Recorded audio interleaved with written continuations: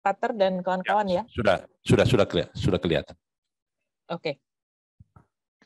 Nah, saya mengikuti, selamat siang Pater dan juga semua kawan-kawan peneliti, meskipun beberapa mungkin nanti kita bisa lebih dalam ya mendiskusikan soal ini. Saya senang sekali bisa ikut bareng-bareng sama Pater dan kawan-kawan semua untuk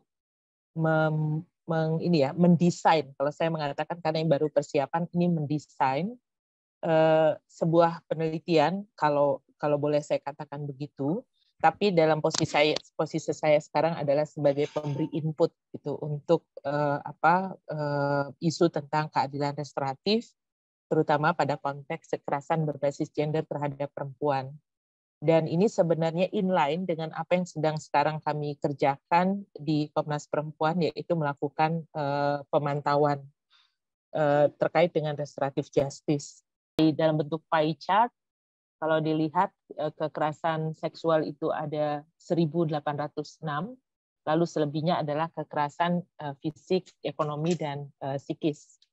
Kemudian peningkatan signifikan untuk kasus kekerasan seksual dengan tren khusus pada kelompok rentan. Nah, ini juga menjadi sesuatu yang penting kita garis bawahi karena kelompok disabilitas misalnya ataupun mereka yang lansia juga sangat rentan terhadap kekerasan seksual.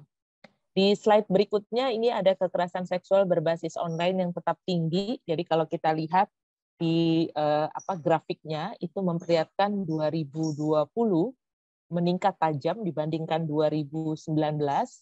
Di 2019 ada 281, di 2020 ada 940, di 2021 ada 1721. Menurun sedikit di 2022 ada 1697. Nah, bentuknya macam-macam, ada pembalasan dendam dengan mengirimkan video-video intim ke publik ya oleh pasangan. Makanya kebanyakan dilakukan oleh ex pasangan intim. Dan sexual harassment juga terjadi di ruang online ini. Kemudian yang keempat, kekerasan terhadap perempuan di ruang negara banyak yang tidak terlaporkan. KP sendiri menerima sekarang ini 68 kasus kekerasan terhadap perempuan di ruang negara. Bentuknya ragam, mulai dari perempuan yang berkonflik dengan hukum yang mereka tidak mampu untuk menginformasikan atau melakukan upaya di ruang-ruang pengadilan. Mereka perempuan yang berhadapan dengan hukum itu biasanya adalah sebagai pelaku, kemudian juga mereka kalau bahasa kami dikriminalisasi ya sebagai korban. Nah, lalu di slide berikutnya itu terkait dengan kapasitas ya merespon kasus kekerasan terhadap perempuan yang masih lemah dan perlu diperkuat lebih jauh secara hukum maupun secara sosial ya, misalnya dalam konteks pemulihan. Dan ini yang juga akan menjadi catatan kami pada saat kami melakukan pemantauan, juga melihat lemahnya pemahaman aparat penegak hukum dan juga lemahnya lembaga-lembaga layanan melihat bahwa RJ, restoratif justice atau keadilan restoratif, itu sebenarnya intinya adalah pada pemulihan, tidak hanya soal penyelesaian hukumnya saja. Juga tindakan korektif terhadap peraturan diskriminasi masih belum diterapkan dengan tegas, tidak ada kemajuan signifikan terhadap kasus pelanggaran HAM masa lalu dan intoleransi. Catatan kami untuk yang hukum restitusi ya, itu jarang banget diinformasikan oleh polisi kepada korban, sehingga tidak banyak kemudian korban yang mengakses untuk hak atas restitusi ini. Padahal dia, kalau dalam Undang-Undang TPPO dan Undang-Undang Kekerasan Seksual, itu telah diatur ya, restitusi ini telah diatur di dalam undang-undang tersebut, tapi sulit sekali untuk diterapkan justru karena aparatnya sendiri yang tidak memahami bagaimana melakukan proses restitusi ini untuk kepentingan korban. Nah, saya akan masuk ke mekanisme penerapan keadilan restoratif dalam penyelesaian kasus kekerasan terhadap perempuan di Indonesia. Di slide berikutnya ini saya akan mulai dengan definisi dulu ya, karena menurut saya ini menjadi sesuatu yang penting. Kekerasan terhadap perempuan dengan definisinya di pasal 1, kalau kawan-kawan membaca adalah setiap tindakan berdasarkan perbedaan jenis kelamin, itu yang saya bold dan garis bawahin, yang berakibat atau mungkin akan berakibat kesengsaraan atau penderitaan perempuan secara fisik, psikologis, dan seksual, termasuk ancaman, paksaan, pembatasan, kebebasan, baik yang terjadi di depan umum maupun dalam kehidupan pribadi. Itu sebabnya kenapa kami membagi dalam ranah-ranah. Jadi ada ranah negara, ada ranah privat, dan ada ranah komunitas, karena kami meyakini bahwa tindakan-tindakan dengan pembedaan jenis kelamin itu terjadi baik yang di depan umum, di publik, maupun dalam kehidupan pribadi di ruang-ruang domestik. Nah, itu kemudian kami sandingkan juga dengan kekerasan berbasis gender, ini pakai pasal 1 ayat 1 Konvensi ILO tentang penghapusan kekerasan dan pelecehan di dunia kerja. Kekerasan dan pelecehan yang ditujukan pada orang-orang karena jenis kelamin atau gender mereka atau mempengaruhi orang-orang dari jenis kelamin atau gender tertentu secara tidak proporsional. Jadi kalau pakai konvensi ILO pasal 1 ini, kita juga bisa mengenakan pada transpuan yang secara sosial dianggap sebagai perempuan. Nah, saya akan masuk ke mekanisme keadilan restoratif ya. Kenapa mekanisme ini kemudian diterapkan atau digunakan oleh pemerintah gitu. Pertama memang konteksnya adalah overcrowding sebenarnya kalau dalam konteks lapas ya. Jadi di Indonesia itu udah banyak sekali narapidana yang kemudian berdiam atau dikenakan penjara. Mereka kemudian berdiam di dalam banyak sekali lapas di seluruh Indonesia. Dan jenis kejahatan yang paling banyak memang narkotika. Ada sekitar 100 ribuan orang. Pencurian itu 21 ribu orang. Kemudian perlindungan anak 19.000, penganiayaan 4.000, pembunuhan 4.000, penggelapan 3.000, korupsi 3.000-an, penipuan 2.000-an, kesehatan 1.600-an, dan judi itu 933. Kalau di tahanan, narapidana dengan tahanan beda ya. Kalau narapidana itu dia telah mendapatkan putusan dari pengadilan. Kalau tahanan dia biasanya ada dalam proses. Misalnya dia tahanan polisi karena dia sekarang lagi dalam proses lidik, dan tahanan kejaksaan karena sedang ada dalam tahap tuntutan. Nah, tingginya jumlah warga binaan di berbagai lapas dan juga tahanan di Indonesia itu mengakibatkan berbagai macam masalah ya, mulai dari masalah dia belajar kembali sebagai penjahat misalnya atau sebagai kriminal, lalu juga masalah-masalah yang terkait dengan teknis ya, ketersediaan ruang di dalam lapas didiami oleh, harusnya dia cuma 10, dia didiami oleh 40 orang misalnya. Nah, itu sangat tidak berperi kemanusiaan. Sehingga ini juga menjadi catatan karena lapas kemudian banyak sekali dikritik ya. Termasuk KUPP, ada satu lembaga yang terdiri dari beberapa lembaga negara itu mengunjungi lapas untuk melihat bagaimana situasi penyiksaan atau potensi penyiksaan, indikasi penyiksaan terjadi di lapas, dan menemukan memang overcrowding itu menjadi salah satu pemicu dari kemungkinan terjadinya berbagai pelanggaran-pelanggaran HAM di dalam lapas. Juga ketidakpatuhan pada Bangkok Rules ya. Bangkok Rules itu adalah satu protokol panduan untuk membantu mengatur perempuan dalam tahanan. Nah, tapi sebenarnya mekanisme keadilan restoratif sendiri sebenarnya sudah diterapkan dalam SPPA, Sistem Peradilan Pidana Anak, yang secara khusus dalam pasal 16 itu mengatakan bahwa penangkapan, penahanan, atau tindak pidana penjara anak hanya dilakukan apabila sesuai dengan hukum yang berlaku dan hanya dilakukan sebagai upaya terakhir. Gitu. Jadi memang pada akhirnya itu diversi, kemudian mediasi penal itu banyak terjadi dalam seluruh proses SPPA ya. Karena menurut mereka penting untuk tidak melakukan penahanan langsung kepada anak-anak, mengingat mereka punya masa depan yang masih panjang. Nah, di slide berikutnya saya memperlihatkan indeks ya. Jadi ada indeks access to justice, Ini adalah akses terhadap keadilan yang disusun oleh kawan-kawan konsorsium masyarakat sipil untuk akses terhadap keadilan di tahun 2019. Menurut saya ini penting untuk menjadi catatan kita ya, mengapa memang kecenderungan untuk menggunakan mekanisme formal itu masih tetap tinggi. Nah, 61,7% masyarakat Indonesia masih cenderung menggunakan mekanisme informal seperti aparat pemerintah setempat, tokoh masyarakat, tokoh agama, tokoh adat. Di sini nih ruang mediasi yang serupa restoratif justice terjadi ya. 32,1% menggunakan mekanisme formal, kepolisian, kejaksaan, pengadilan. Jadi artinya kasus-kasus itu masuk ke ruang hukum.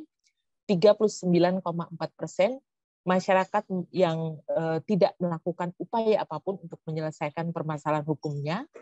Kemudian mekanisme, tapi di sisi lain sebenarnya 32% itu menganggap mekanisme formal dianggap akan membuat permasalahan semakin rumit ya, sebanyak 42%. Kemudian ini juga jadi catatan ya, tingkat kepercayaan masyarakat terhadap mekanisme penyelesaian hukum secara formal juga masih rendah. Nah, di sisi lain kalau lihat di grafik itu ternyata upaya di luar atau menggunakan mekanisme informal menikah dengan pelaku itu juga tinggi loh, 26,21%. Ini kita bisa langsung menduga bahwa kasus-kasus yang terkait dengan perempuan, kasus yang terkait dengan perkosaan misalnya, itu adalah salah satu kasus yang cara atau upayanya adalah menikahkan dengan pelaku. Dan ini sebenarnya menjadi catatan situasi baru bagi perempuan, dan ini catatan kritis kita, karena ketika perempuan dinikahkan dengan pelaku, korban dinikahkan dengan pelaku, itu justru akan membuat dia hidup dalam situasi yang jauh lebih berat nantinya. Dan damai dan kekeluargaan juga jadi 23% ya. Jadi orang informal itu, mekanisme informal itu juga perdamaian kekeluargaan itu 23,80%. Nah, slide berikutnya ini memperlihatkan paritas gender di pilihan permasalahan penyelesaian masalah di antara laki-laki dan perempuan. Jadi kelihatan nih, laki-laki yang tidak melakukan tindakan apapun itu 48%, perempuan 52%. Dari 52% perempuan yang tidak melakukan upaya apapun, 34%-nya adalah ibu rumah tangga. Nah, ini kelihatan ya bagaimana kasus-kasus yang terkait dengan KDRT biasanya itu akan terjadi di dalam situasi, dan ternyata mereka tidak melakukan upaya apapun para ibu rumah tangga ini. Lalu 51% laki-laki melakukan tindakan informal dan formal, sementara perempuan hanya 49%. Untuk tindakan informal kebanyakan dilakukan oleh laki-laki itu 57%. Karena tadi ya, lebih baik dia menikah dengan pelaku atau lebih baik dia berdamai. Sementara kalau perempuan hanya 43% yang melakukan tindakan informal. Nah, tindakan formal laki-laki 54%, sementara perempuan 46%. Nah, ini catatan lain adalah 60% perempuan tidak menggunakan bantuan hukum ya. Ini soal bantuan hukum ketika mengalami permasalahan hukum. Dari 40%, dari 60% perempuan yang tidak menggunakan bantuan hukum adalah sementara sisanya ya 40% perempuan yang menggunakan bantuan hukum lebih memilih menggunakan pendamping non hukum. Dari 40% itu yang menggunakan pendamping non hukum ada sebanyak 44% karena mereka merasa nyaman. Nah, ini konteks ya, kenapa restoratif justice itu menjadi hal yang didorong oleh pemerintah, mengingat mereka merasa bahwa ini adalah sebagai jalan alternatif untuk mengurangi overcrowding. Nah, sekarang saya masuk ke konsep ya. Jadi ini saya pinjam dari Mahkamah Agung di slide berikutnya. Ini Mahkamah Agung mengatakan bahwa kita tuh punya loh dua pendekatan dalam sistem keadilan kita. Pertama adalah retributif, yang kalau di dalam TOR itu disampaikan retributif adalah pembalasan. Jadi orang memusatkan upaya untuk menjadikan pelaku itu dihukum supaya dia mendapatkan pembalasan. Dan ini memang dilakukan sepanjang kita mungkin dari tahun 60-an, 70-an itu sudah diberlakukan untuk sistem pembalasan ini, dan kepentingan korban itu telah dianggap diwakili negara, dalam hal ini jaksa ya. Keadilan dengan menjatuhkan sanksi ke pelaku kemudian berakibat pada over capacity atau overcrowding tadi. Nah, pendekatan lainnya yang kemudian dilakukan adalah pendekatan restoratif. Dia berorientasi pada pemulihan, hubungan keadaan semula atau disebut dengan restoratif. Jadi pendekatan ini adalah berupaya untuk mengedepankan rekonsiliasi dan pemulihan berbasis kebutuhan terhadap korban, pelaku, dan lingkungan terdampak suatu tindak pidana. Jadi kawan-kawan, ini konsep keadilan restoratif ini dia kata kuncinya adalah pada korban, pelaku, dan juga komunitas. Di slide berikutnya ini konsep yang menurut beberapa kalangan ya menyatakan bahwa dia holistik ya. Keadilan restoratif ini holistik karena menekankan pada pemenuhan hak korban, memberikan ruang rehabilitasi pelaku, mengatasi dampak pada komunitas, sekaligus memampukan komunitas mengembangkan diri menjadi masyarakat yang berkeadilan. 3 aktornya adalah korban, pelaku, komunitas. Dan bagi korban, pendekatan ini tuh memberikan ruang bagi korban untuk berperan lebih aktif dan secara perlahan-lahan akan berkurang kecemasan dan perasaan tak berdaya. Ini konsep ya, konsep ideal. Faktualnya nanti kita bisa lihat ada banyak sekali tantangan menerapkan keadilan restoratif, termasuk pada konteks pemulihan yang harusnya diperoleh oleh korban supaya dia kehilangan rasa cemas dan perasaan tidak berdayanya, tapi faktualnya itu justru terjadi. Nah, bagaimana pengaturan mekanisme keadilan restoratif di Indonesia? Di slide berikutnya saya memperlihatkan pengaturan mekanisme restoratif itu ada diatur di dalam surat edaran Kapolri, tapi sebenarnya dia sudah diubah dengan Perpol ya, Peraturan Kepolisian nomor 18 tahun 2021. Kemudian di tingkatan kejaksaan itu ada Perja, Peraturan Kejaksaan nomor 15 tahun 2020. Kemudian ada SK Dirjen Badilum, ini di tingkatan Mahkamah Agung ya. Diatur di dalam seluruh aturan undang-undang itu, misalnya tindak pidana, kalau menurut Perpol atau surat edaran Kapolri ini adalah semua tindak pidana yang tidak menimbulkan korban manusia untuk mereka, untuk yang di RJ ya. Kemudian kalau di Perja, tindak pidana hanya diancam dengan pidana pendenda atau diancam dengan pidana penjara tidak lebih dari 5 tahun dan kerugiannya itu 2,5 juta. Nah, ini tapi dikecualikan untuk perkara kesusilaan. Jadi menurut aturannya seperti itu. Kalau di SK Badilum itu pakai pasal ya, dengan kerugian tidak lebih dari 2,5 juta, sedangkan tindak pidana narkotika untuk pengguna bisa digunakan untuk restoratif. Kalau pengedar atau dealer dia tidak bisa di-RJ-kan.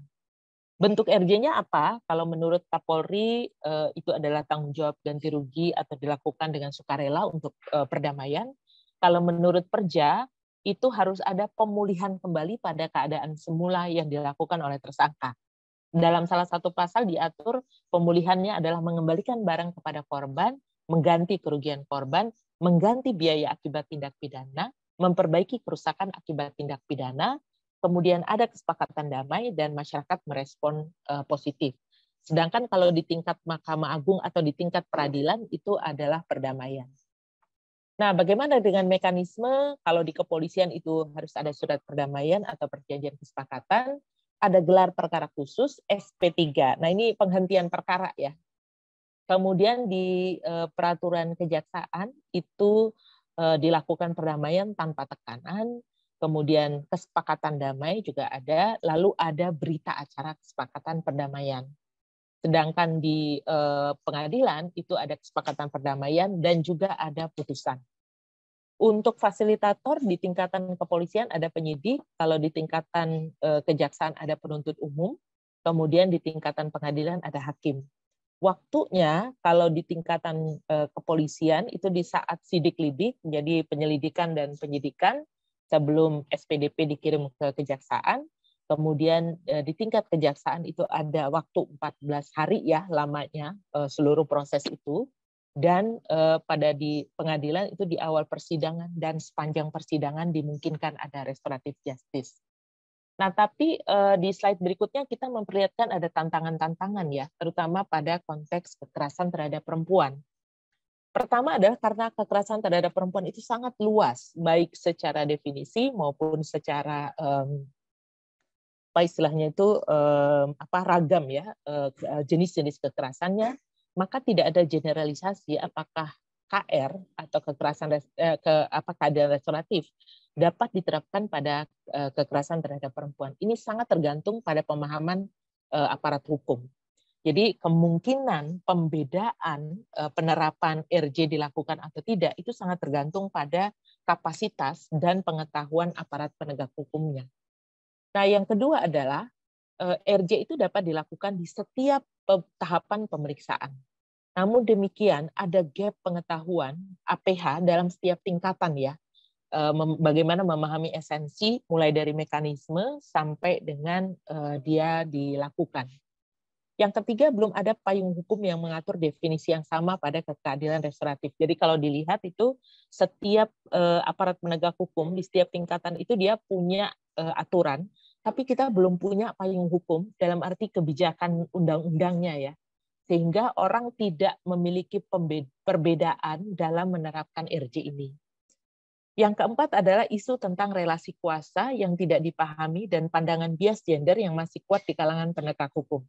Nah, ini problem banget di kalangan aparat penegak hukum yang tidak paham soal konsep relasi kuasa dan juga mereka masih punya pandangan bias gender. Karena ketika ada kasus-kasus kekerasan terhadap perempuan, mereka akan langsung mengatakan ya lebih baik di RJ saja. Karena ini adalah urusan rumah tangga, urusan pribadi, urusan individual. Jadi nggak perlu terlalu repot gitu. Nah, ketika dia tidak punya pemahaman itu, problem berikutnya adalah keadilan perempuan dan pemulihannya tidak akan pernah bisa diperoleh. Akibat berikutnya adalah minimnya pemulihan bagi korban ya. Lalu juga fokus hanya penyelesaian kasus dan beranggapan bahwa mekanisme keadilan restoratif itu sama dengan penghentian perkara. Nah, ini kok bisa ya ada pemahaman bahwa KR adalah penghentian perkara, RJ adalah penghentian perkara. Di slide berikutnya saya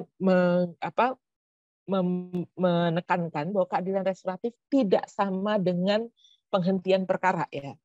Ini yang menjadi satu hal yang penting diketahui. Nah, kenapa pengaturan itu hanya fokus pada istilahnya itu? Mengapa masih tetap ada pemahaman itu? Nah, di slide berikutnya ini pengaturan KR hanya fokus pada penyelesaian perkara karena definisinya ini persoalan definisi ya. Definisinya itu adalah penyelesaian tindak pidana. Jadi semua definisi yang ada di setiap kebijakan itu adalah penyelesaian tindak pidana. Dan kalau soal pelaku, korban, pelibatan itu ya, untuk bersama mencari penyelesaian melalui perdamaian, tetapi penekanan soal pemulihan tidak pernah ada di konsep awal gitu. Jadi konsep awal yang pertama sekali secara definisi mengatakan penyelesaian tindak pidana. Semua orang kemudian beranggapan bahwa ya RJ ini penyelesaian tindak pidana gitu. Padahal konsep idealnya RJ adalah konsep pemulihan, mengembalikan orang pada keadaan semula dan memastikan bahwa orang itu akan hidup dalam situasi yang dia inginkan dan mendapatkan keadilan ya. Soal bahwa dia selesai atau harus diteruskan itu harusnya menjadi proses yang didiskusikan atau disepakati terus-menerus dengan korban. Nah, saya di slide berikutnya ini pakai teorinya John Braithwaite ya. Jadi bagaimana dia melihat bahwa penyimpangan prinsip RJ secara teoritis itu muncul karena kalau kita memproses kasus dengan relasi kuasa itu kemungkinannya bisa terjadi penyimpangan besar-besaran gitu. Nah, ini kalau kita lihat ya di gambar-gambar yang ini ada perempuan, laki, ada dewasa, anak, kemudian ada mereka yang pembuli atau mereka yang potensial dibully ya. Nah itu beda tuh. Kemudian juga peran di sini peran penegak hukum justru harusnya menyeimbangkan kedudukan antara keduanya. Tapi dalam konteks yang ada relasi kuasa, justru penegak hukum kadang-kadang itu tidak menggunakan posisi mereka ataupun kekuatan mereka ya sebagai penegak hukum. Justru dia menjustifikasi ketimpangan yang ada dan justru dia memarginalkan kasus-kasus KDRT misalnya kekerasan seksual untuk diselesaikan di luar hukum gitu. Nah, ini problem lain ya, selain bahwa korban berhadapan dengan orang lain secara sosial dan secara rumah tangga, tapi di hadapan negara mereka berhadapan dengan polisi ataupun aparat penegak hukum yang meminggirkan mereka atau menyebabkan mereka harus memilih jalan di luar jalur formal. Misalnya perempuan korban KDRT ataupun korban kekerasan seksual, dia lapor ke polisi, tapi kemudian polisi mengatakan ya udah ini diselesaikan dulu secara kekeluargaan. Karena kalau dalam kasus KDRT mungkin suaminya yang minta kepada polisi supaya ini tidak diteruskan. Atau ada anggapan di kepolisian sendiri, di aparat penegak hukumnya sendiri, bahwa urusan-urusan rumah tangga lebih baik diselesaikan dalam rumah tangga. Nah, untuk kasus kekerasan seksual, apalagi yang dilakukan oleh para pejabat publik misalnya, kemungkinan dia diintervensi ya, aparat penegak hukum ini diintervensi oleh mereka yang memiliki jabatan, mereka yang memiliki kuasa sangat besar, sehingga kemudian upaya-upaya mediasi ataupun upaya di luar hukum itu dilakukan. Nah, itu sebabnya di slide terakhir ini RJ itu sebenarnya tidak bukan hanya soal mediasi penal atau diversi ya pada kasus anak. RJ itu bahkan tidak mengenal yang restoratif justice itu sebenarnya tidak mengenal upaya untuk mengeluarkan ataupun menghentikan kasus karena soal jabatan tadi ya, soal relasi kuasa. Nah, harusnya yang dilakukan adalah memastikan betul bagaimana keadilan restoratif itu bisa dihadirkan oleh negara. Nah, sayangnya kalau melihat seluruh aturan kebijakan, mulai dari Perpol, kemudian Perja, sampai dengan SK Badilum, itu sama sekali tidak mengatur soal pemulihan. Nah, ini yang kemudian menjadi problem di aparat penegak hukum sendiri maupun di masyarakat sipil ya. Lembaga layanan tuh kadang-kadang menggunakan mediasi, bahkan kalau di P2T P2A atau UPTD mereka menggunakan mediasi dan itu katanya sebagai upaya untuk membantu korban dan pelaku supaya dia tetap harmoni ya dalam isu-isu yang terkait dengan KDRT. Nah, Paul McCall dan Ted Wotchel itu memberikan ini saran kepada kita kalau kita mau melihat bagaimana restoratif justice itu terjadi, lihat kalau di warna coklat ya, mungkin itu warna coklat atau oranye itu kalau dia menjadi tanggung jawab pelaku itu masih dikategorikan sebagai partly restoratif, artinya restoratif yang cuma setengah gitu. Jadi misalnya ada layanan-layanan komunitas, kemudian ada training-training, ada upaya untuk reparasi, ada pengurus untuk membangun reparasi dalam kaitan untuk memastikan pelaku mengambil tanggung jawab ya, tapi kemudian juga ada perbaikan korban mulai dari kompensasi sampai dengan layanan kepada korban. Kemudian juga ada layanan terkait dengan keluarga pelaku dan kerja-kerja sosial yang berbasis keluarga. Ini kategorinya sebenarnya partly restoratif ya, restoratif yang baru setengah lah, belum sepenuhnya. Nah, yang biru itu hampir restoratif. Jadi restitusi untuk korban, kemudian juga ada mediasi yang betul-betul genuine ya antara pelaku dan korban. Lalu ada terapi terhadap komunitas, kemudian juga ada berbagai upaya untuk membantu korban, mulai dari ada trust fund sampai segala macamnya itu hampir restoratif, hampir memperbaiki keadaan terutama bagi korban. Nah, untuk yang sepenuhnya restoratif itu kalau menurut McCall dan juga Worcel, mereka mengatakan harus ada komunitas-komunitas yang membangun upaya perdamaian karena itu kan konflik sebenarnya antara pelaku dan korban dan mungkin juga mempengaruhi komunitas ya. Ada banyak sekali kasus-kasus kekerasan seksual yang kemudian berakhir pada perang suku misalnya ataupun konflik-konflik yang sifatnya horizontal. Nah, kemudian juga ada pertemuan-pertemuan keluarga, juga pertemuan-pertemuan komunitas yang akan membantu betul proses restoratif ini. Jadi, 3 kata kunci, korban, pelaku, dan komunitas, menjadi kata kunci yang harusnya dikedepankan atau harus diperkuat oleh aparat penegak hukum, sehingga konsep keadilan restoratif yang diharapkan itu betul-betul ada gitu. Ini mungkin beberapa hal Pater dan juga kawan-kawan yang bisa saya sampaikan. Menurut saya kawan-kawan kalau nanti melakukan penelitian penting untuk melihat bagaimana konsep ideal ya. Kalau konsep ideal itu misalnya bahwa restoratif justice itu diharapkan atau berorientasi pada pemulihan korban, pelaku, dan komunitas. Sementara faktualnya keadilan restoratif itu hanya urusan nyelesain perkara gitu. Dia kehilangan spirit untuk pemulihan korban, pelaku, dan komunitas. Untuk pemulihan korban aja dia nggak ada, apalagi ke pelaku dan ke komunitas. Nah, gap di antara konsep dan faktual itulah yang harus dilihat oleh kawan-kawan nanti pada saat penelitian. Mungkin itu dari saya, Pater, untuk sementara supaya nanti kita bisa diskusi lebih jauh. Baik. Ya, terima kasih Ibu Rini. Kita berikan aplaus ya untuk Ibu Rini. Saya kira penjelasannya sangat terang benderang ya. Dan meskipun demikian pasti tetap ada pertanyaan ya, pertanyaan dari teman-teman. Karena itu mungkin setengah jam ke depan ya, Ibu Rini. Kalau masih ada waktu, kita diskusi. Ya, oke, silakan teman-teman.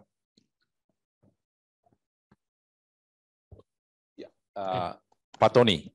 Selamat siang, Ibu Rini. Selamat siang. Oke, salam kenal.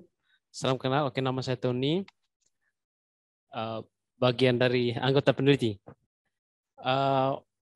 Oke, terima kasih atas penjelasannya.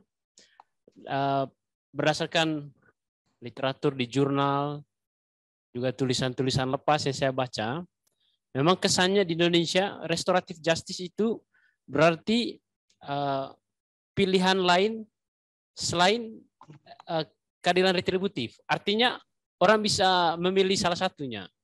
Apakah itu melalui proses hukum dengan memenjarakan orang atau dengan proses mediasi pelaku tidak dipenjara, artinya proses hukumnya dihentikan, pelaku bebas dan membayar sejumlah denda. Itu yang dipahami dalam berbagai tulisan yang saya baca. Tapi terima kasih untuk pencerahannya bahwa keadilan restoratif itu tidak sama dengan menghentikan perkara. Oke. Namun pertanyaan saya begini. Kalau keadilan restoratif tidak sama dengan menghentikan menghentikan proses perkara, terus ketika satu perkara diselesaikan dengan mekanisme keadilan restoratif, apa efek positif yang bisa didapatkan oleh pelaku? Kemudian konkretnya seperti apa? Kemudian mekanisme konkret yang dijalankan itu seperti apa? Apakah ada proses mediasi lagi di dalamnya dan seterusnya? Lebih konkretnya itu seperti apa, Mbak Rini? Apakah pertanyaannya jelas? Ya, jelas. Oke. Pertanyaan lain, saya lihat ada Heni di Zoom. Atau dari teman-teman? Ya, masih ada satu. Ibu Rini nanti sekalian ditanggapi. Oke, selamat siang Ibu Rini. Saya Egi, bagian dari tim peneliti terkait restoratif justice. Yang pertama, terima kasih karena sudah menyempatkan waktu di tengah kesibukan untuk berdiskusi dengan kami. Nah, melanjuti apa yang dikomentari oleh Pak Tony, dan seperti yang Ibu jelaskan tadi, bahwa saya melihat juga surat keputusan dari Badan Peradilan Umum dan peraturan-peraturan lain tentang restoratif justice di Indonesia. Peraturan-peraturan lain tentang restoratif justice di Indonesia, memang kalau saya melihat secara umum, tatarannya hanya sampai di penyelesaian perkara, terutama lewat mediasi dan diskusi. Nah, belum ada peraturan pemerintah yang saya lihat dari Polri, Kejaksaan maupun dari Peradilan Umum yang sampai pada tataran bagaimana keadilan restoratif ditegakkan secara penuh sampai kepada pemulihan korban pelaku serta mengembalikan keadaan seperti sebelum perkara atau seperti sebelum kejadian yang merugikan korban. Belum ada peraturan. Sehingga menurut saya ini menjadi efek bias di dalam hukum Indonesia. Dikatakan restoratif justice, tetapi tidak sampai kepada pemulihan korban, pelaku, dan lingkungan. Hanya sampai kepada tataran penyelesaian perkara. Oke, mereka sudah bermediasi. Lalu bagaimana bentuk perlindungan negara atau bentuk tanggung jawab negara kepada korban? Misalnya yang telah mengalami kekerasan fisik, kekerasan psikologis, ataupun kekerasan seksual. Beberapa berita yang saya baca malah korban mencari sendiri pemulihan untuk dirinya sendiri. Artinya mereka diakui oleh negara masuk dalam keadilan retributif, tetapi hanya sampai mediasi. Sementara untuk pemulihan psikologis mereka mencari sendiri. Lalu di mana negara pada saat pemulihan korban, kalau mereka hanya sampai di dalam proses penyelesaian, saya rasa itu hanya sampai di keadilan retributif yang hanya sampai di permukaan. Yang mending keadilan retributif yang memenjarakan pelaku, mungkin ya masih ada rasa pemulihan korban karena pelaku sudah dipenjara dan lain-lain. Sementara keadilan restoratif murni yang sampai kepada pelaku sampai kepada korban, pelaku mengalami rasa bahwa mereka sama seperti keadaan sebelum kejadian perkara itu, saya rasa sampai di sini masih belum ada ya peradilan di Indonesia. Mungkin Ibu Rini bisa tanggapi, atau mungkin ada kasus-kasus tertentu yang memang negara sampai melindungi atau memberikan rehabilitasi secara psikologis kepada korban, pelaku, dan lingkungan. Mungkin sekian. Terima kasih. Baik, terima kasih. Mungkin Ibu Rini bisa memberikan respons atas dua pertanyaan tadi. Ya, silakan. Ya. Terima kasih. Ini dua pertanyaan Pak Tony dan Pak Reki ya tadi. Pak Tony dengan Pak siapa Pak? Saya lupa. Pak Egi. Pak Egi. Ya. Pak Egi ya. Oke. Pak Tony tadi menanyakan, itu menurut saya pertanyaan yang baik ya. Sebenarnya gimana prosesnya sih ya kalau dia sudah tidak menghentikan perkara. Nah, ini penghentian perkara itu artinya dia betul-betul ditutup kasusnya ya.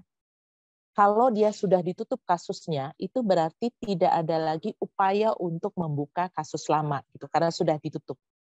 Nah, kenapa ini menjadi sesuatu yang penting? Harusnya begini. Proses restoratif justice ketika ada kasus, maka dia akan dilakukan proses untuk menanyakan kepada korban terlebih dahulu ya. Nah, apakah kalau kasus-kasus ini kita bicara soal kasus kekerasan terhadap perempuan ya. Pada kasus-kasus kekerasan terhadap perempuan yang masih bisa di restoratif justice, misalnya adalah kasus-kasus berargumentasi, berkonflik dalam rumah tangga yang masih bisa kita tolerir ya. Tapi kalau dia sampai pada pembunuhan istri misalnya, atau sampai pada mencelakakan sampai dia menjadi disabilitas, di dalam Undang-Undang PKDRT itu sudah delik biasa. Artinya kalau delik biasa dia langsung diproses sebagai kriminal. Nah, kasus yang masih kategori delik aduan itu masih bisa kita restoratif justice. Kenapa ini penting menjadi patokan? Karena tidak semua kasus itu bisa di restoratif justice. Undang-Undang TPKS pasal 23 mengatakan bahwa kasus-kasus kekerasan seksual itu tidak bisa di restoratif justice kecuali apabila pelaku anak dan pelaku disabilitas. Itu masih bisa ada upaya untuk diversi, upaya untuk mediasi penal, upaya untuk melihat bagaimana posisi dari pelaku. Nah, ini juga membantu penegak hukum sebenarnya untuk betul-betul mencari jalan, karena kalau dia udah restoratif justice itu mensyaratkan satu, kemauan korban untuk betul-betul bersedia untuk restoratif justice. Kalau dia tidak mau, polisi sebenarnya tidak boleh mengambil langkah untuk restoratif justice. Kalau pelakunya mau, korbannya tidak mau, nggak boleh. Kalau korbannya mau, pelakunya tidak mau, tidak boleh. Jadi dua-duanya harus mau gitu untuk di restoratif justice. Nah, problemnya ini berdasarkan hasil pemantauan ya, ini temuan-temuan awal kami. Problemnya adalah kebanyakan perempuan tidak mau. Kalaupun dia akhirnya restoratif justice, itu karena ada desakan dari keluarga. Jadi bayangkan dalam masyarakat patriarki, perempuan tidak bisa mengatakan apa yang dia inginkan, apa yang dia harapkan, apa yang dia tujukan untuk memastikan bahwa kasusnya selesai, itu lebih banyak keluarga, pihak keluarga yang membuat keputusan-keputusan atas mereka. Plus juga kadang-kadang polisi itu karena mereka mau dapat poin lah ya untuk bisa melakukan restoratif justice, mereka kadang-kadang melakukan upaya mendesak korban juga ya dengan cara-cara baik vulgar maupun tertutup. Jadi pelan-pelan dia mendekati korban, ayo kita restoratif justice, padahal korban udah nggak mau gitu. Tapi karena polisi juga dipengaruhi misalnya oleh pelaku yang punya kekuasaan atau punya jabatan atau punya duit, maka polisi akan mendesak untuk restoratif justice. Nah, ini pintu satu untuk adanya kemauan melakukan restoratif justice. Nah, pada saat mereka ada di ruang-ruang mediasi, kalau bersetuju ya, di antara pelaku, korban, keluarga pelaku dan korban itu bersetuju untuk restoratif justice, maka polisi harus memfasilitasi, aparat penegak hukum harus memfasilitasi proses yang terjadi untuk mencari jalan keluar yang berakhir pada kesepakatan perdamaian. Nah, kesepakatan perdamaian ini nanti akan dibuat dalam bentuk tertulis, dianggap sebagai sesuatu yang bisa dijadikan sebagai patokan untuk memastikan bahwa pelaku tidak akan mengulangi perbuatannya lagi. Itu patokannya ya. Jadi dia tidak menghentikan perkaranya sebenarnya. Tapi karena polisi berpandangan ya udah selesai, berarti udah ada perdamaian, sudah ada kesepakatan di antara para pihak, maka kemudian dia di SP3. Konsekuensi dari SP3 dia nggak bisa buka lagi kasusnya gitu. Nah, sementara di dalam konsep mekanisme hukum restoratif justice itu ada di setiap tingkatan ya. Jadi kalau sudah oke di kepolisian ternyata tidak berjalan restoratif justice-nya atau tidak berjalan kesepakatan perdamaian di antara kedua belah pihak, di tingkat kejaksaan akan ditanya lagi, mau nggak ini dilakukan upaya restoratif justice. Jadi prosesnya nanti akan dilakukan juga oleh kejaksaan dalam waktu 14 hari gitu. Jadi prosesnya akan dilihat kembali apakah bersedia untuk restoratif justice. Kalau mau nanti akan dilakukan pertemuan di antara para pihak, lalu kemudian diproses betul apakah ada proses ganti rugi. Kalau nggak bisa selesai di kejaksaan, artinya perkara terus, di tingkat pengadilan pun masih akan ditanyakan apakah bersedia untuk restoratif justice gitu. Jadi setiap tingkatan itu harus ada. Nah, mengapa penting untuk memahami bahwa restoratif justice bukanlah penghentian perkara? Karena apabila ya kasus-kasus khusus, misalnya kasus kekerasan seksual, ini perkosaan, kami mendapati beberapa kasus perkosaan yang di restoratif justice, padahal itu tidak boleh ya, tidak boleh dilakukan kasus-kasus penghentian restoratif justice yang mengarah pada penghentian perkara pada kasus-kasus perkosaan.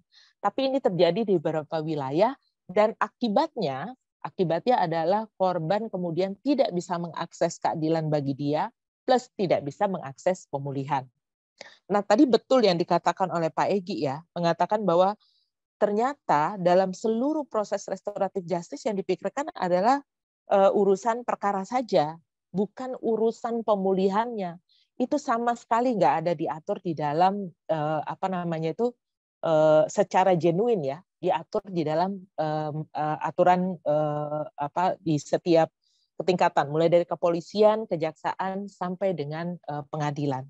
Di dalam kepalanya mereka ya, bahkan di dalam aturan, yang namanya pemulihan itu adalah ganti rugi. Yang namanya pemulihan adalah kesepakatan perdamaian. Yang namanya pemulihan adalah penggantian atau pemulihan perbaikan atas akibat dari tindak pidana gitu. Jadi di kepala mereka itu pemulihan hanya sebatas itu. Padahal pemulihan bagi korban mungkin bisa lebih daripada itu, tapi problemnya adalah korban tidak pernah ditanya tentang bentuk pemulihan yang dia pikirkan gitu. Nah, ini yang kemudian juga menjadi batu sandungan dalam upaya memastikan restoratif justice ini terjadi ya. Karena satu, pengaturannya juga sangat terbatas, sangat sempit kalau menurut kami. Dia hanya untuk memastikan ada persyaratan ya terjadinya restorasi, proses restorasi, tapi bukan pemulihan itu sendiri. Lalu yang kedua adalah tidak ada satupun aturan yang memberikan acuan ya, bagaimana sebuah mekanisme pemulihan bisa dilakukan. Nggak pernah ada itu, dilihat di dalam Perpol, dilihat di dalam Perja, dilihat di dalam pengadilan, tidak ada langkah-langkah ataupun juklak juknis tentang pemulihan yang harusnya dilakukan oleh aparat penegak hukum. Nah, ini yang menjadi problem, sehingga kemudian seluruh upaya untuk pemulihan itu nggak pernah ada dalam konsep pikir atau cara pikir para penegak hukum ini. Ini kritik besar terhadap penerapan restoratif justice yang kemudian justru merugikan korban sendiri gitu. Ada beberapa korban, kalau dalam temuan awal pemantauan kami, beberapa korban menyatakan mereka merasa puas ya, karena kasusnya sendiri adalah kasus dalam rumah tangga gitu, yang masih bisa dinegosiasi, masih bisa dicari jalan keluar, asalkan tidak ada keberulangan gitu. Jadi ini yang juga luput ya dalam seluruh mekanisme adalah pemantauan atau monitoring atas hasil restoratif justice juga nggak ada di kalangan aparat penegak hukum. Nah, kalau dia tidak terjadi keberulangan, korban merasa puas. Tapi kalau kasus-kasus kekerasan seksual yang kemudian dilakukan mekanismenya lewat mediasi, mediasinya bisa macam-macam. Mediasi bisa lewat lembaga layanan, mediasi juga bisa dilakukan lewat lembaga adat. Nah, itu yang betul-betul menghancurkan korban. Karena apa? Karena ketika dia tidak diselesaikan secara hukum dan tidak dianggap sebagai kriminal, si perempuan akan hidup dan berhadapan dengan pelaku itu seumur hidupnya di luar hukum gitu. Dan pelaku juga tidak mendapatkan hukuman yang setimpal ya, atau hukuman yang seharusnya dia dapatkan. Itu sebabnya juga kalau dilihat dalam grafik tadi soal akses perempuan terhadap keadilan, yang 29% itu perempuan dinikahkan dengan pelakunya, itu sebagai contoh sih sebenarnya betapa mekanisme informal, mekanisme di luar peradilan, dan mekanisme restoratif justice sendiri yang tidak memiliki perspektif korban justru akan membuat korban semakin terpinggir. Kalau John Braithwaite tadi mengatakan bahwa salah satu penyimpangan potensial dari RJ secara teori ya, secara konsep itu adalah ketika kasusnya ada dalam relasi kuasa. Nah, kasus-kasus kekerasan seksual, kasus-kasus KDRT, kekerasan seksual dalam rumah tangga, itu potensial untuk disimpangkan karena RJ-nya sendiri secara aturan juga tidak mengatur soal pemulihan. Kedua, tidak punya payung hukum yang kuat bahwa ini harus ditekankan pada soal mengembalikan pada keadaan semula. Dan yang ketiga juga soal monitoring yang juga tidak ada juklak juknisnya gitu. Nah, monitoring menjadi penting karena apa? Karena restoratif justice kan juga mensyaratkan ketidakberulangan ya. Ini yang penting nih. Ketika restoratif justice tidak dilakukan dengan baik, tidak dilakukan dengan sempurna, tidak dilakukan dengan perspektif korban, kemungkinan keberulangan itu menjadi semakin kuat gitu. Nah, ini yang mungkin bisa kita lihat lebih jauh ya dalam banyak kasus.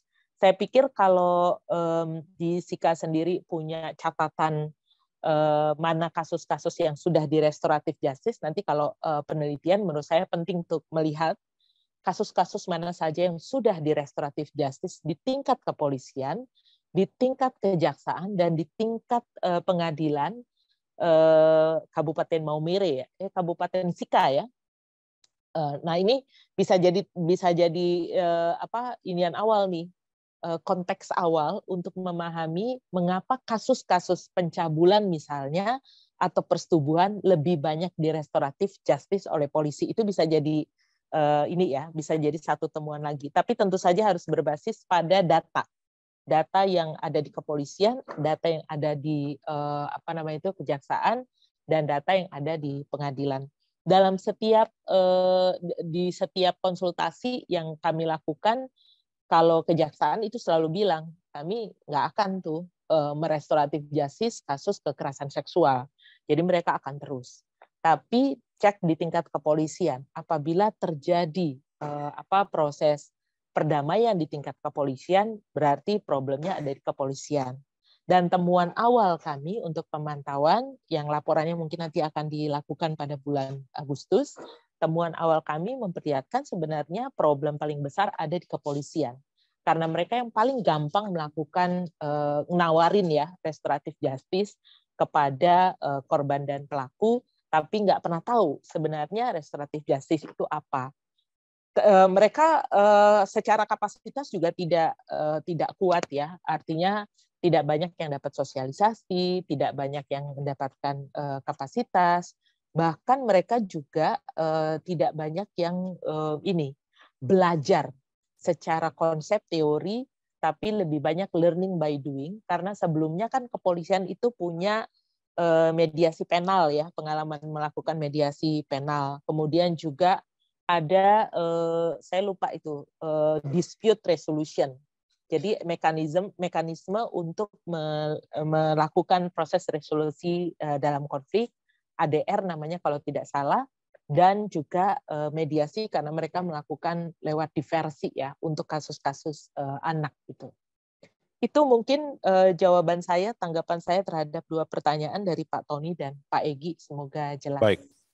Ya, terima kasih Ibu Rini untuk penjelasannya yang sangat komprehensif. Mungkin masih ada teman-teman lain yang mau bertanya, tapi sebelum ke situ, saya mau kemukakan dua hal dulu, Ibu Rini, dan mohon tanggapan. Tadi dalam presentasi, Ibu Rini katakan di Indonesia ada dua ya undang-undang yang sudah menggunakan logika restoratif itu, misalnya undang-undang TPPO dan undang-undang PKS ya. Jadi kepada korban diberikan restitusi kan?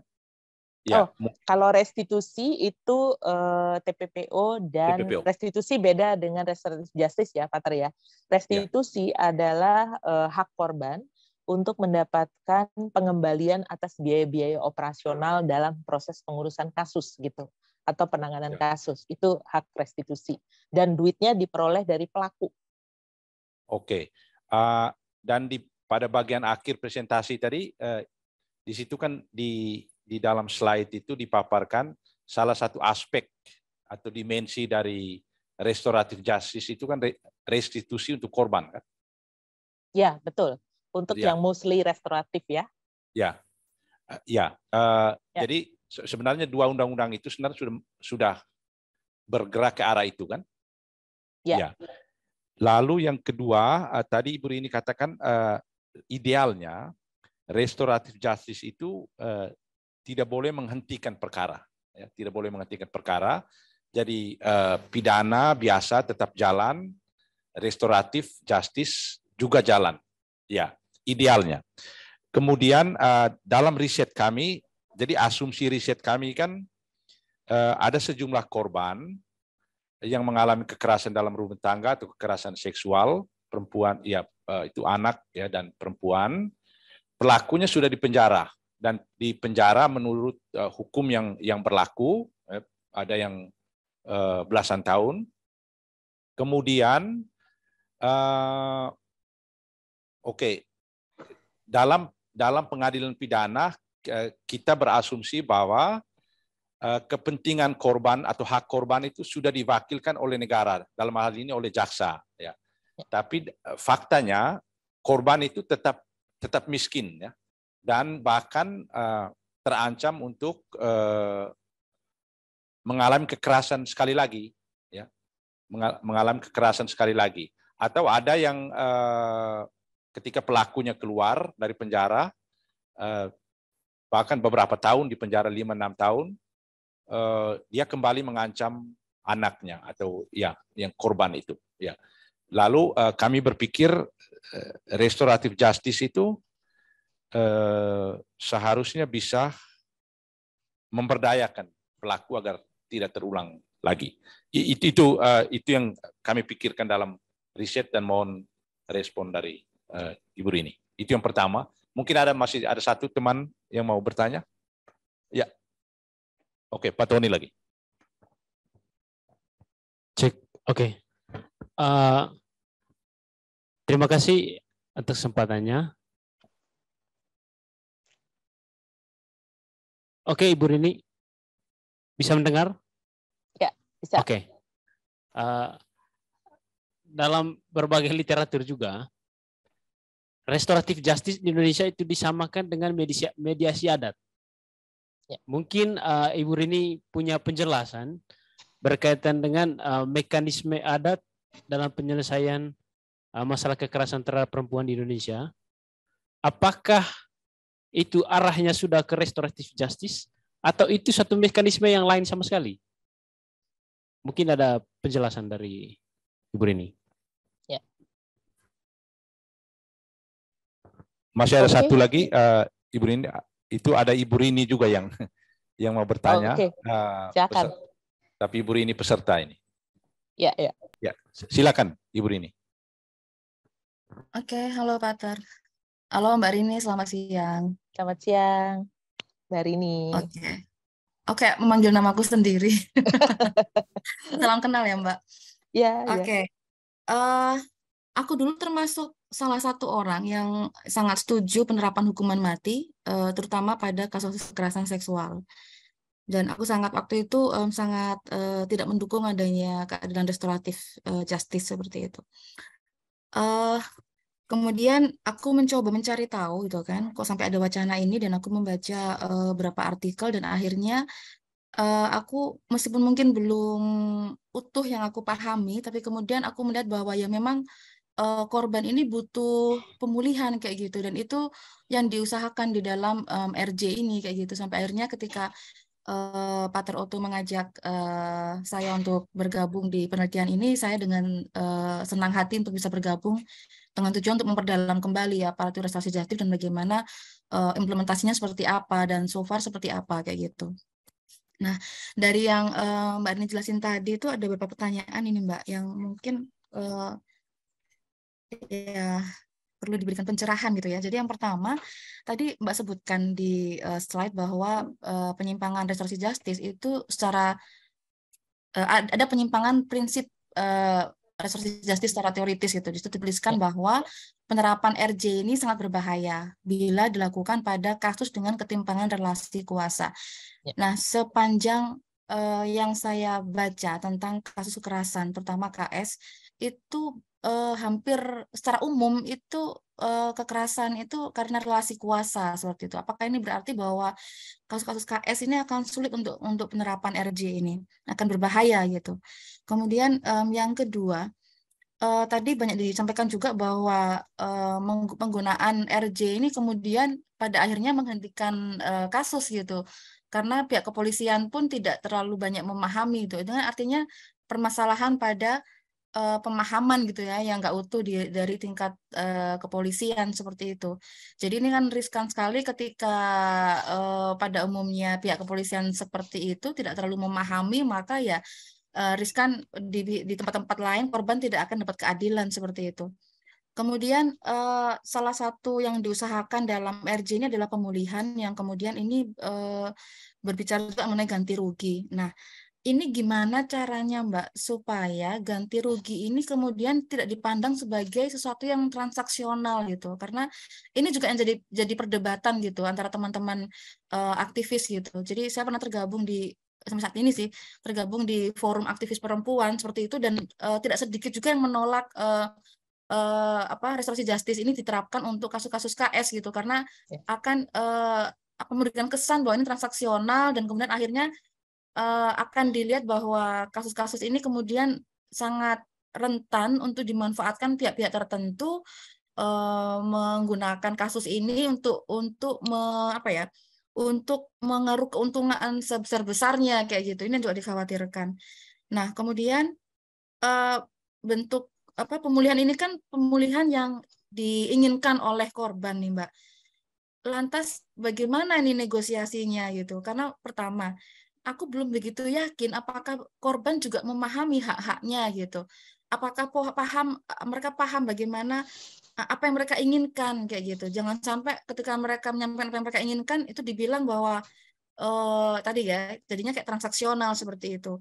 Nah, kemudian bagaimana jika ini menimpa anak perempuan gitu, anak-anak gitu lah, nggak hanya perempuan ya, karena kekerasan seksual juga terjadi pada anak-anak laki-laki juga gitu ya. Lantas kalau anak-anak ini gimana Mbak caranya untuk menggali apa yang mereka inginkan gitu? Apakah kemudian orang tua atau walinya punya peran gitu ya untuk menggali gitu apa sih yang sudah diinginkan oleh anak ini gitu, atau mungkin pihak orang tua merasa ada kerugian-kerugian yang dirasakan oleh mereka karena anak mereka mendapatkan kekerasan seksual seperti itu.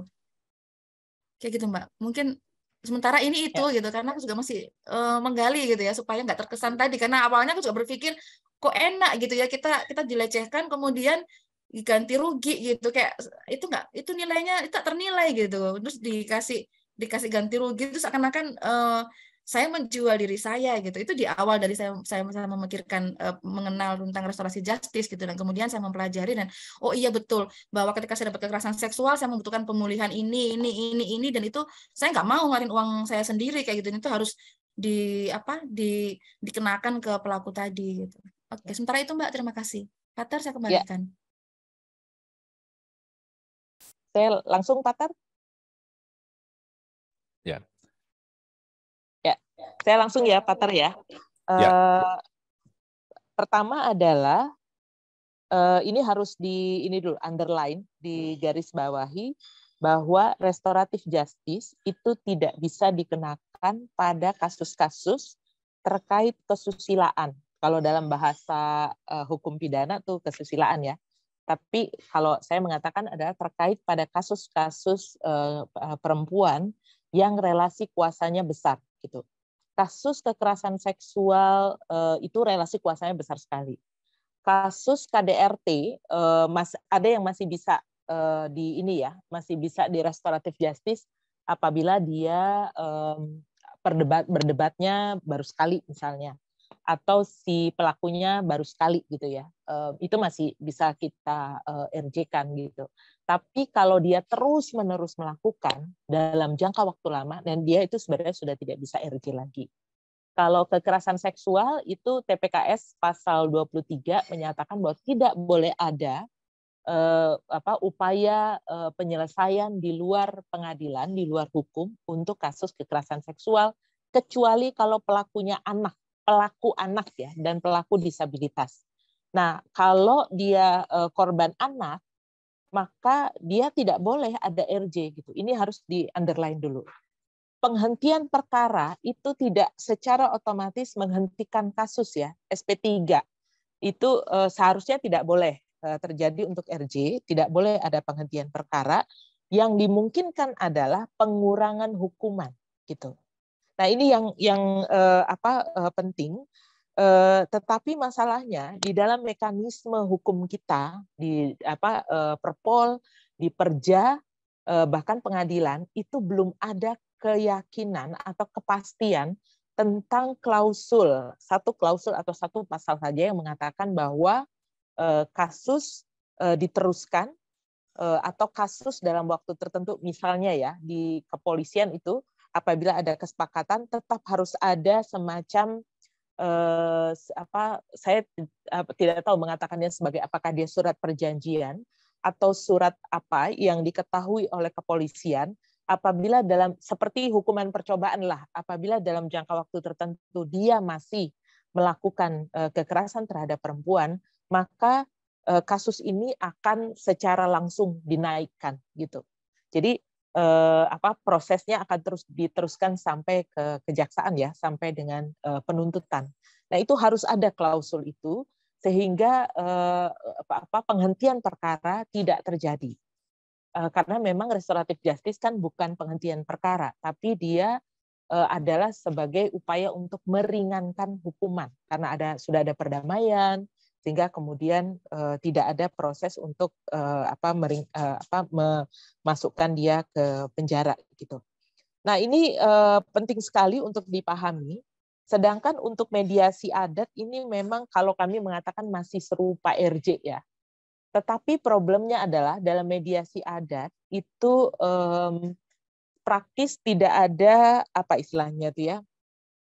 Tidak ada arahan yang betul-betul fix ya untuk mediasi adat karena satu kebiasaan hukum adat kita kan oral, jadi nggak ada tuh yang secara tertulis ada sebuah mekanisme, itu satu. Yang kedua, pandangan-pandangan per suku atau per sistem adat itu bisa berbeda-beda terhadap isu perempuan. Nah, ini yang perlu dicarikan platformnya sehingga semua masyarakat adat ataupun sistem adat itu punya cara pandang yang sama terhadap kekerasan terhadap perempuan. Kalau di suku ini atau di sistem adat ini mengatakan ada perkosaan, ya sudah boleh deh dinikahkan antara pelaku dengan korban. Karena ini bagian dari harmoni atau memperbaiki komunitas gitu. Tapi ada suku di sini mengatakan tidak boleh ada perkawinan gitu ya. Nah, ini kan dua sistem yang berbeda. Nah, ketika ada dua sistem yang berbeda, maka kesulitannya adalah bagaimana kita memastikan korban mendapatkan pemulihan yang dia harapkan gitu. Kritik kami terhadap sistem adat adalah pertama adalah patriarkismenya yang kental, kedua adalah kemungkinan bahwa ganti rugi itu masuk dalam transaksional. Hal yang sama bisa terjadi pada RJ juga ya. Ganti rugi bisa transaksional gitu. Nah, ini bisa jadi kritik juga ya terhadap penerapan RJ. Nah, kalau dia sudah transaksional itu kan sulit sekali ya. Subjektivitas dari si korban dan keluarganya akan sangat kuat. Belum lagi ganti rugi lebih banyak dinikmati oleh keluarga laki-laki gitu. Kalau kemarin kami baru dari Tanimbar, ternyata korban justru nggak dapat banyak. Yang dapat banyak adalah kakak laki-laki, adik laki-laki dari ibu. Jadi garis patrilinealnya kelihatan sebenarnya.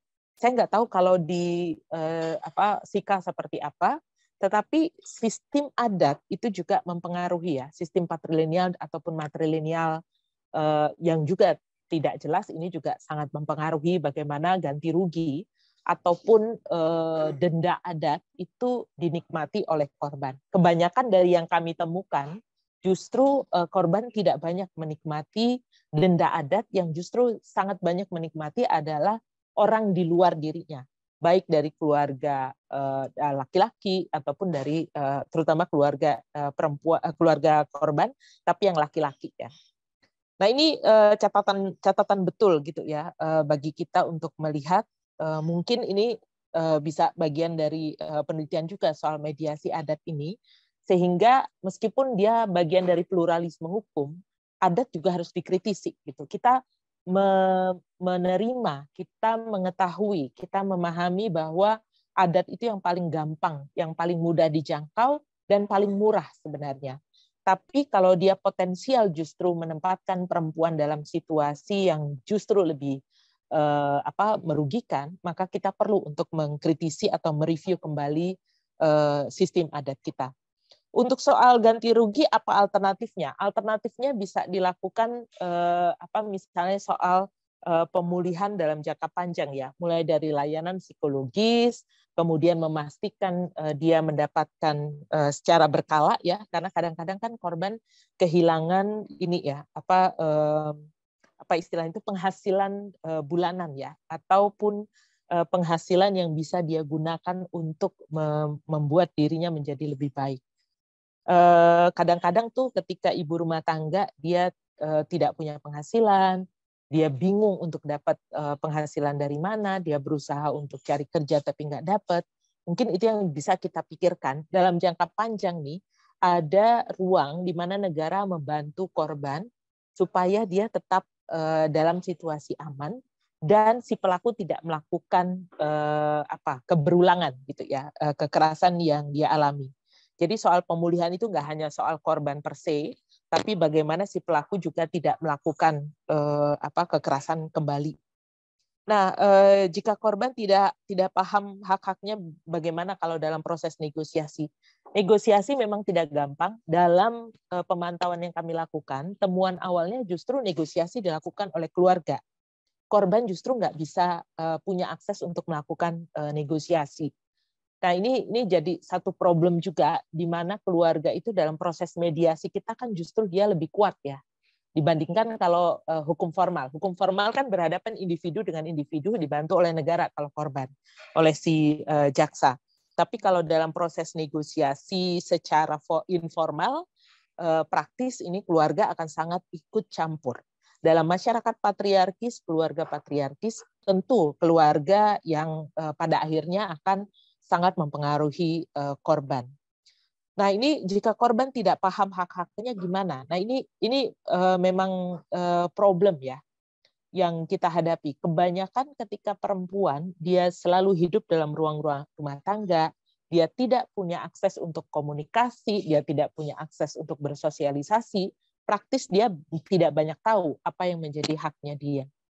Dan tugasnya polisi sebenarnya untuk menginformasikan soal hak korban ini.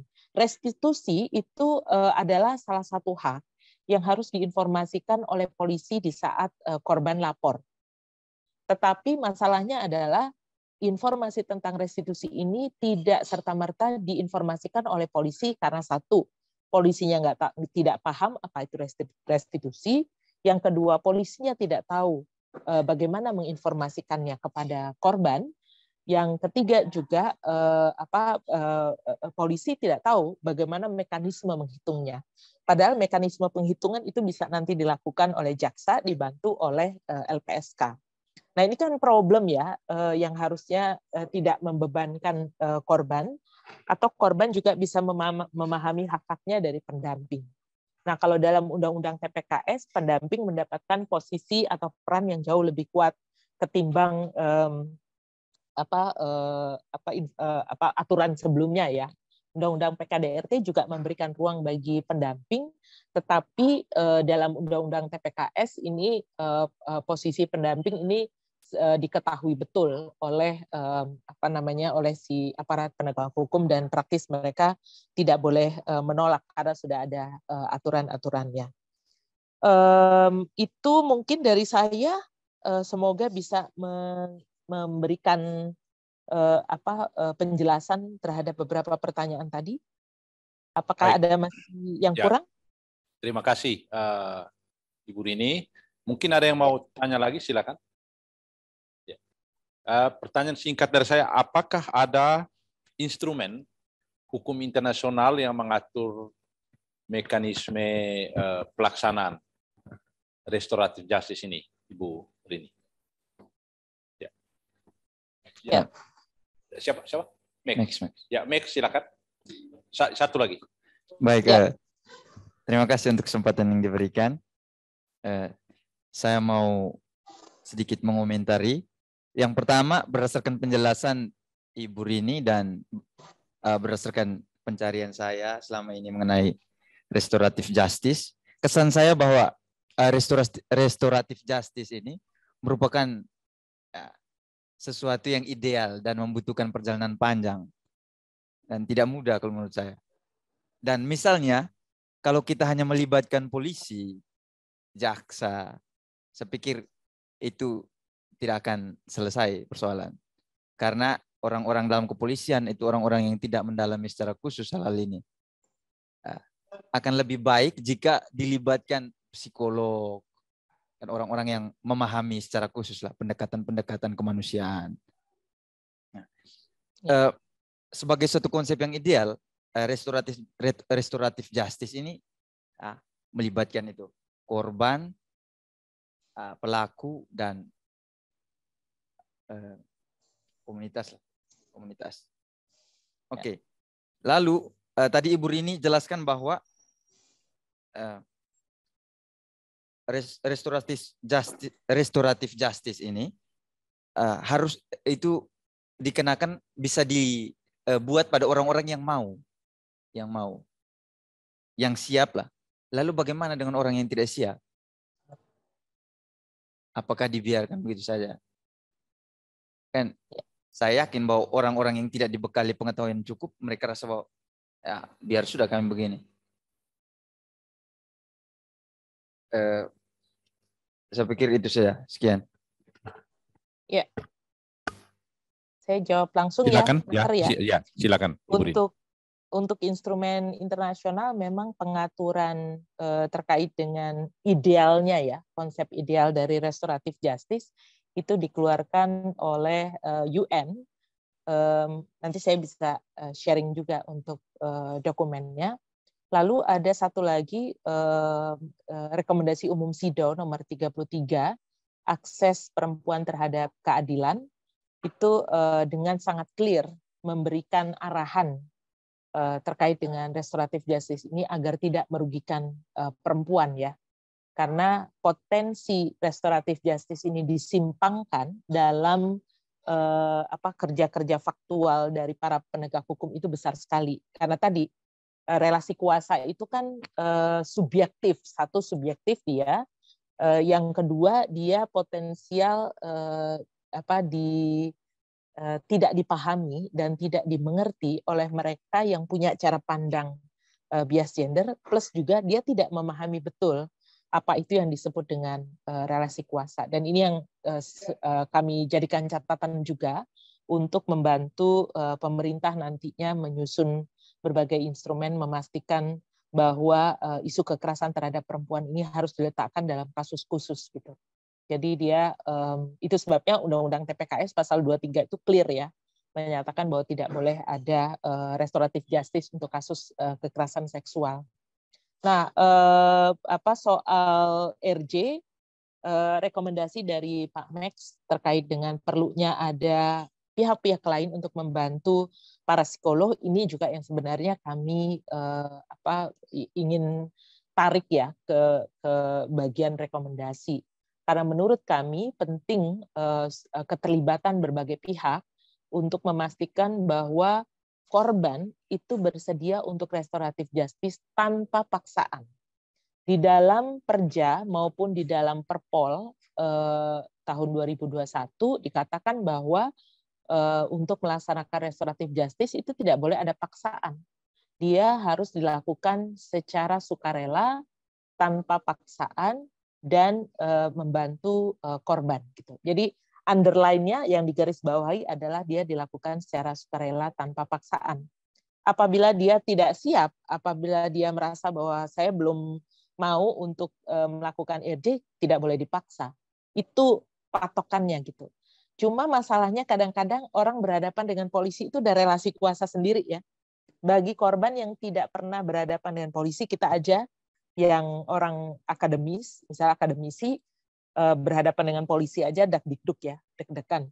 Nah, apalagi korban yang sama sekali belum pernah berhadapan dengan polisi, berhadapan dengan orang berseragam, ketika dia ditanya, kamu mau restoratif justice atau tidak, di tengah ketidakpahaman dia tentang restoratif justice, tapi di sisi lain dia merasa bahwa oh ya dia mau cepat gitu, ya dia akan mengatakan iya gitu. Tapi iyanya dia berada dalam situasi tekanan sebenarnya. Nah, hal inilah yang harus betul-betul dipahami oleh polisi, bagaimana menerjemahkan ketidakpaksaan itu, kesukarelaan dari korban sebagai genuine, sebagai sesuatu yang genuine ya, tidak sesuatu yang mekanik gitu. Saya mau segera selesaikan kasus ini supaya dia RJ, maka saya akan lakukan apapun juga. Ini polisi kadang-kadang menggunakan keluarga juga untuk masuk dan mempengaruhi korban gitu. Nah, menurut saya penting dalam setiap tingkatan aparat penegak hukum memahami betul apa yang disebut dengan ketidakpaksaan, kesukarelaan ini supaya dia betul-betul menempatkan pada posisi korban. Itu mungkin jawaban saya, semoga memberikan pencerahan. Kalaupun tidak, kita masih bisa diskusi lebih jauh nantinya. Tapi sayangnya baik. Saya jam 3 sudah ada peran lain. Ya, baik. Terima kasih banyak Ibu Rini. Saya kira untuk sementara sampai di sini dulu. Apalagi Ibu Rini masih ada jadwal agenda lain dalam waktu yang singkat. Sekali lagi kami ucapkan terima kasih ya untuk kesediaan Ibu Rini memberikan pencerahan kepada kami. Mungkin sejumlah dokumen yang relevan tadi bisa di-sharekan kepada kami, dan nanti kalau kami ada pertanyaan juga kami akan chat atau ya kirim secara tertulis. Ya. Ya, terima kasih. Sekali lagi terima kasih. Ya. Ya, sama-sama. Ya. Dan teman-teman semua terima kasih banyak. Ya. Terima kasih Pak Ter, ya, terima kasih. Dan teman-teman semuanya. Ya. Sukses untuk penelitiannya ya. Ya. Terima kasih.